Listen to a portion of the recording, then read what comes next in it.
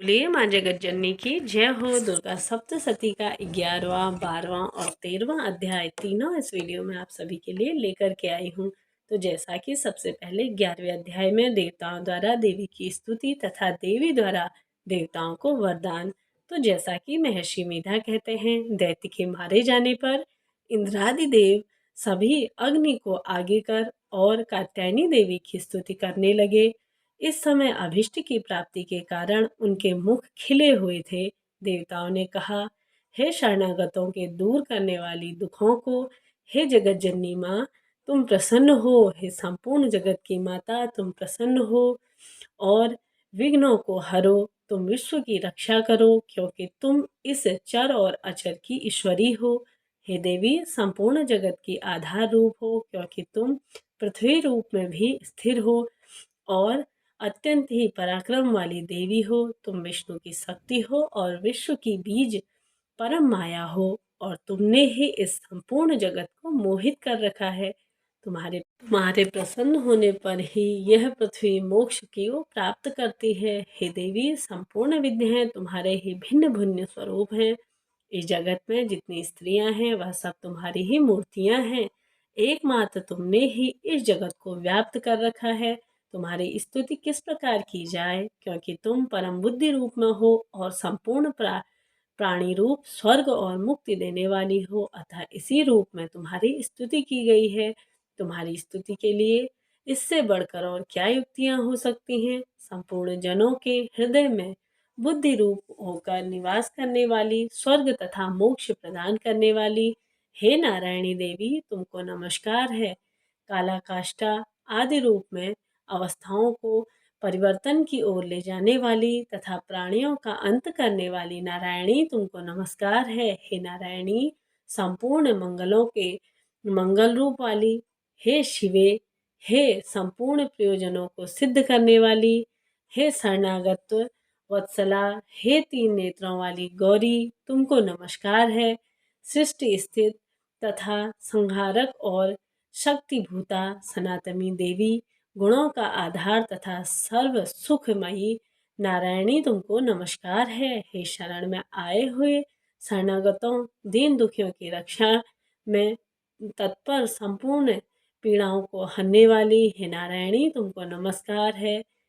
और हे नारायणी, हे जगत जननी तथा कुश में अभिमंत्रित जल छिड़कती रहती हो, तुम्हें नमस्कार है। माहेश्वरी रूप में त्रिशूल, चंद्रमा और सर्पों को धारण करने वाली, हे महावृषभ वाली, हे जगत जननी, हे नारायणी तुम्हें नमस्कार है। मोरों का मुकुटों से घिरी रहने वाली, महाशक्ति को धारण करने वाली, हे कौमारी रूप धारणी, हे जगत जननी तुम्हें नमस्कार है। हे शंख चक्र गद तथा शांग धनुष रूप आयुधों को धारण करने वाली वैष्णवी तुम्हें सत सत नमस्कार है और हम पर प्रसन्न हो। हे माँ, हे दांतों पर पृथ्वी धारण करने वाली वाराही और कल्याणमयी नारायणी तुम्हें नमस्कार है। हे उग्र नरसिंह रूप में दैत्यों को मारने वाली, त्रिभुवन की रक्षा में संलग्न रहने वाली नारायणी तुम्हें नमस्कार है।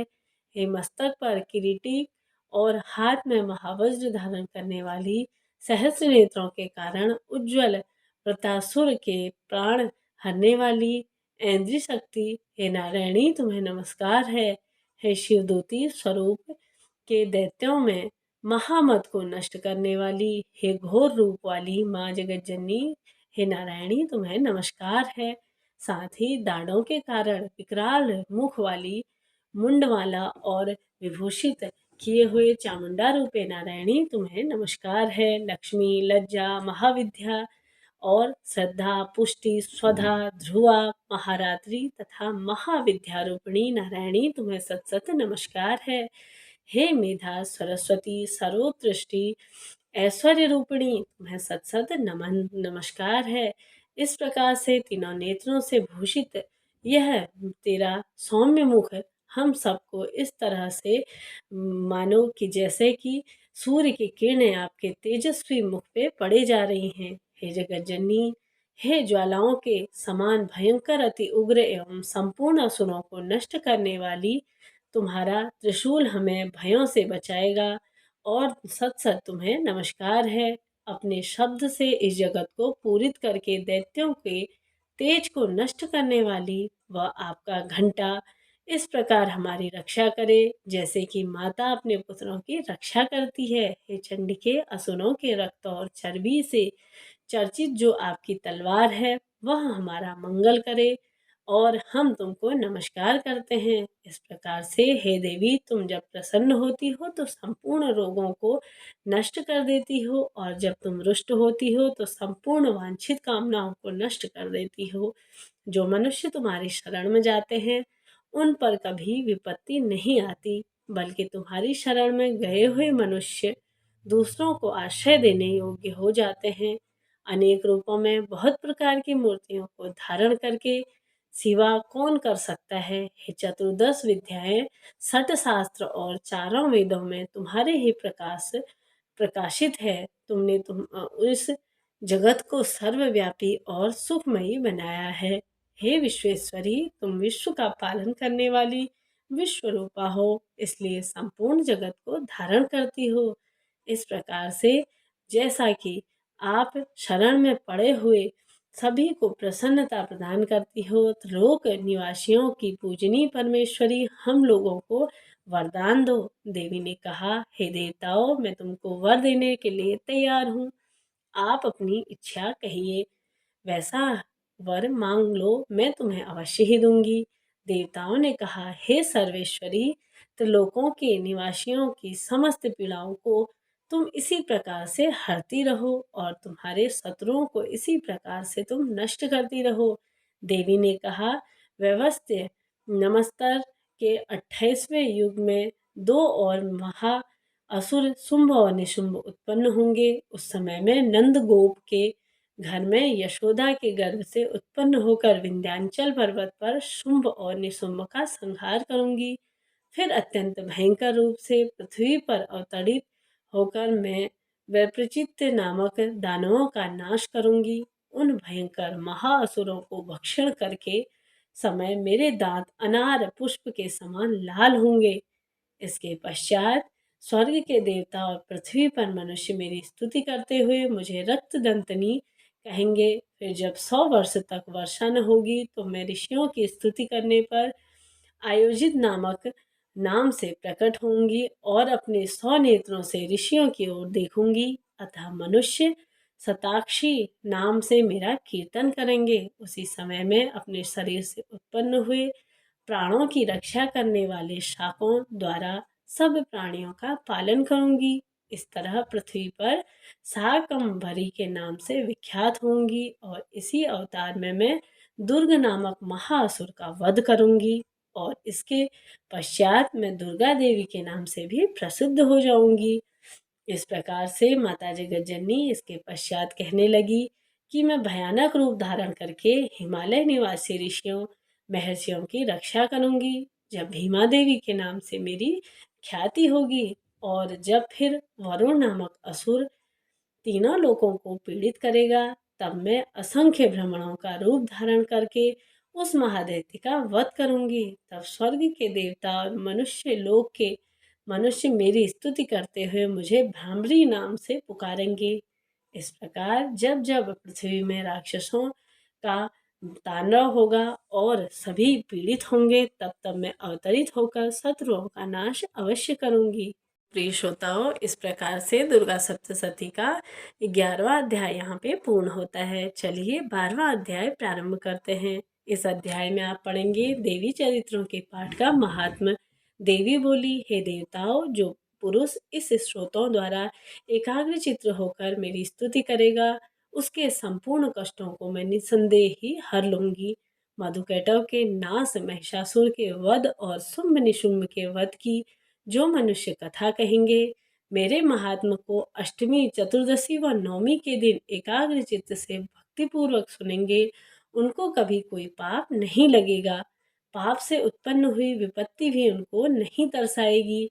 उनके घर में दरिद्रता न होगी और न ही उनके प्रियजनों का बिछोड़ होगा।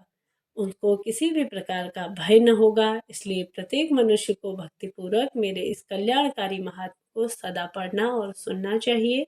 मेरा यह महात्म्य महामारी से उत्पन्न हुई संपूर्ण उपद्रव्यों को एवं 3 प्रकार के उत्पातों को शांत कर देता है। जिस घर के मंदिर में या जिस स्थान पर यह मेरा वह स्रोत विधि पूर्वक पढ़ा जाता है, उस स्थान का मैं कभी भी त्याग नहीं करती और वहाँ सदा ही मेरा बिना विनिवास रहता है। बलिदान, पूजा, होम तथा महोत्सवों में मेरा यह चरित्र उच्चारण करना और सुनना चाहिए। ऐसा हवन या पूजन मनुष्य जानकर या बिना जाने करे तो मैं उसे तुरंत ग्रहण कर लेती हूँ और सरल शरद काल में प्रत्येक वर्ष को महापूजा की जाती है।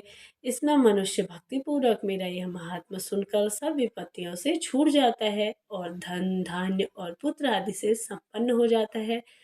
और मेरे इस महात्मा कथाओं इत्यादि को सुनकर मनुष्य निर्भय हो जाता है और महात्म से श्रवण करने वाले के शत्रु नष्ट हो जाते हैं तथा कल्याण ही होता है और साथ ही सब कष्ट उनके दूर करके मैं स्वप्न में दिखाई देना तथा घरेलू दुख और यह सभी मैं दूर कर देती हूँ। बाल ग्रहों में ग्रसित बालकों के लिए यह मेरा महात्मा परम शांति देने वाला है। मनुष्यों के फूट पाने पर भी यह भली भांति मित्रता करवाएगा। इसी प्रकार से मेरा यह महात्मा मनुष्यों को मेरी जैसी सामर्थ्य और प्राप्ति कराएगा और पशु पुष्प अर्घ्य धूप गंध दीपक इत्यादि सामग्रियों द्वारा पूजा करने से ब्रह्मांड को भोजन करा के हवन करके प्रतिदिन अभिषेक करके नाना प्रकार के भोगों को अर्पित करके और प्रत्येक वर्ष दान इत्यादि करके जो मेरी आराधना की जाती है और उससे मैं जैसे प्रसन्न हो जाती हूँ वैसे प्रसन्न मैं इस चरित्र को सुनने से हो जाती हूँ और जो भी यह महात्मा श्रवण करेगा उसके सभी पाप हल लेती हूँ तथा उसे आरोग्यता प्रदान करती हूँ। मेरे प्रादुर्भाव का कीर्तन दुष्ट राक्षसों से रक्षा करता है और युद्ध में दुष्ट दैत्यों का संहार करने वाला है। इसके सुनने से मनुष्य को शत्रुओं का भर नहीं लगता। हे देवताओं, तुमने जो मेरी स्तुति की है अथवा ब्रह्मा जी ने जो मेरी स्तुति की है, यह मनुष्यों की कल्याणमयी बुद्धि प्रदान करती है। वन में सोने मार्ग में अथवा दावा वन में फिर जाने पर वन के चारों ओर घिरा हुआ या शत्रुओं द्वारा पकड़ा हुआ, जंगलों में सिंहों से व्याप्तों व्याघ्रों से या जंगली हाथियों द्वारा पीछा किया जाता है और राजा के क्रुद्ध हो जाने पर मारे जाने वाले के भय से समुद्र में नाव में डगमगाकर और डूब जाने के भयंकर भय से साथ ही किसी भी प्रकार की पीड़ा से पीड़ित घोर बाधाओं से दुखी हुआ मनुष्य मेरे इस चरित्र को स्मरण करने से उसके सभी संकटों से उसे मुक्ति मिलती है। मेरे प्रभाव से सिंह चोर या शत्रु इत्यादि दूर भाग जाते हैं और पास नहीं आते। महर्षि ने कहा, प्रचंड पराक्रम वाली भगवती चंडिका यूं कहने के पश्चात सब देवताओं को के देखते ही देखते अंतर्ध्यान हो गई और संपूर्ण देवता अपने शत्रुओं के मारे जाने पर पहले की तरह यज्ञ भाग या उपभोग करने लगे और उनको अपने अधिकार फिर से प्राप्त हो गए तथा युद्ध में देवताओं के शत्रुओं शुंभ व निशुंभ के देवी के हाथों से मारे जाने पर बाकी बचे हुए राक्षस पाताल को चले गए। हे राजन, इस प्रकार भगवती अंबिका नित्य होती हुई थी बार बार प्रकट होकर इस जगत का पालन करती हैं, साथ ही इनको मोहित करती हैं, जन्म देती हैं और प्रार्थना करने पर समृद्धि प्रदान करती हैं। हे राजन, भगवती की महाप्रलय के समय महामारी का रूप धारण करती हैं और वही संपूर्ण ब्रह्मांड में व्याप्त हैं। वहीं भगवती समय समय पर महाकाली तथा महामारी का रूप लेती हैं और स्वयं अजन्मा होते हुए भी सृष्टि के रूप में प्रकट होती हैं और सनातनी देवी प्राणियों का पालन करती हैं और वहीं मनुष्य के अभ्युदय के समय घर में लक्ष्मी का रूप बनाकर स्थिर रहती हैं तथा अभाव के समय दरिद्रता बनकर विनाश करती हैं। साथ ही पुष्प धूप और गंध आदि से पूजन करने उनकी स्तुति करने से वह धन एवं पुत्र देती हैं और धर्म में शुभ बुद्धि प्रदान करती हैं। इस प्रकार से दुर्गा सप्तशती का 11वां 12वां अध्याय पूर्ण होता है। अब हम पढ़ेंगे 13वां अध्याय। तो अंतिम यानी 13वें अध्याय में महर्षि मेधा ने कहा, हे राजन, इस प्रकार देवी के उत्तम महात्मा का वर्णन मैंने तुमको सुनाया। जगत को धारण करने वाली इस देवी का ऐसा ही प्रभाव है। वही देवी ज्ञान को देती हैं और भगवान विष्णु की इस माया के प्रभाव से तुम और यह वैश्य तथा अन्य विवेकी मोहित होते हैं और भविष्य में मोहित होंगे। हे राजन, तुम इसी परमेश्वरी की शरण में जाओ। यही भगवती आराधना करने पर मनुष्य को भोग, स्वर्ग तथा मोक्ष प्रदान करती है। मार्कंडेय जी ने कहा, महर्षि मेधा की यह बात सुनकर राजा सुरव ने उन उग्र व्रत वाले ऋषि को प्रणाम किया और राज्य छीन जाने के कारण उनके मन में अत्यंत ही ग्लानि हुई और वह राजा तथा वैश्य तपस्या के लिए वन को चले गए और नदी के तट पर आसन लगाकर भगवती माँ के दर्शनों के लिए तपस्या करने लगे। तभी दोनों ने नदी के तट पर देवी की मूर्ति बनाई और पुष्प, धूप, दीप और हवन द्वारा उनको पूजन करने लगे। पहले उन्होंने आहार को कम कर दिया, फिर बिल्कुल निराहार रह गए। भगवती के मन लगाकर एकाग्रचित्त उनकी आराधना करने लगे। वह दोनों अपने शरीर से रक्त से देवी को बलि दिया करते और 3 वर्ष तक लगातार भगवती माँ की आराधना करते रहे। 3 वर्ष के पश्चात जगत का पालन करने वाली चंडिका ने उनको प्रत्यक्ष दर्शन देकर कहा, बोलो, हे राजन, अब अपने कुल को प्रसन्न करने वाले वैश्य, तुम जिस वर की इच्छा रखते हो वह मैं तुम्हें दूंगी। वह वर मैं तुमको अवश्य दूंगी, क्योंकि मैं तुम पर अत्यंत ही प्रसन्न हूँ। मार्कंडेय जी कहते हैं, यह सुनकर राजा ने अगले जन्म में नष्ट न होने वाले अखंड राज्य और इस जन्म में बलपूर्वक अपने शत्रुओं को नष्ट करने के पश्चात अपना पुनः राज्य प्राप्त करने के लिए भगवती माँ से वरदान मांगा। और वैश्य ने भी, जिसका चित्त संसार की ओर से विरक्त हो चुका था, भगवती ने अपनी ममता तथा अहंकार रूप आसक्त को नष्ट कर देने वाले ज्ञान को देने के लिए कहा। तभी देवी ने कहा, हे राजन, तुम शीघ्र ही अपने शत्रुओं को मारकर पुनः अपना राज्य प्राप्त कर लोगे।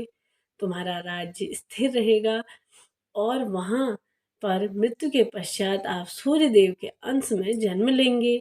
सावर्णी मनु के नाम से इस पृथ्वी पर ख्याति को प्राप्त होंगे।